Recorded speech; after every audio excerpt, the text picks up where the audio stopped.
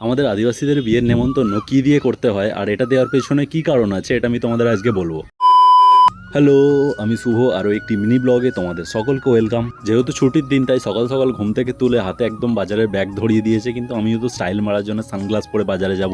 বাজার করে এসেও নিস্তার আছে, নিজের ঘর নিজেকেই গুছোতে হয়। তোমরা যারা আগের ভিডিওগুলো দেখেছো তারা তো জানো আমার বোন মানে মাসির মেয়ের বিয়ে, তাই জন্য মাসি আর দিদা আজকে আমাদের বাড়িতে আসবে নেমন্তন্ন করতে। দেখেছো সেদিনকার আইসক্রিমের ডিব্বাটা শেষ হতে চললো। দিদা আর মাসি দুপুরবেলার দিক করে এলো, আর আমাদের এরকম কোনো আত্মীয় বাড়িতে এলে ঘটি করে জল দিয়ে নমস্কার করতে হয়। আমার মায়ের একটা অভ্যাস হচ্ছে, কোনো আত্মীয় বাড়িতে এলে তাকে জোর করে বাড়ির গাছপালা ঘুরিয়ে ঘুরিয়ে দেখাবে। পদ্ম গাছের কুঁড়ি থেকে ডাঁটা, জাম, সজনে ফুল, তেঁতুল সবকিছু দেখাবে। তোমাদের বাড়িতেও কি কি গাছ আছে কমেন্ট করে জানিও। কিন্তু এদিকে আমাদের নতুন বাড়ির সিঁড়ি ঢালাইয়ের জন্য তক্তা বাঁধা হচ্ছে। এবার মাসির নেমন্তন্ন করার পালা। এখানে বাড়ির বয়োজ্যেষ্ঠা মানে আমার ঠাকুমাকে নেমন্তন্ন করছে। এটা হচ্ছে একটা শালপাতা, শালপাতার ভেতর থাকে সুতো যেটাতে হলুদ মাখানো, আর বিয়েটা যত তারিখে সেই ততটা গিঁট দেয়া থাকে সুতোয়। আগেকার দিনের মানুষদের ডেট হিসেব থাকতো না, তাই হয়তো এরকম নিয়ম যাতে মনে থাকে।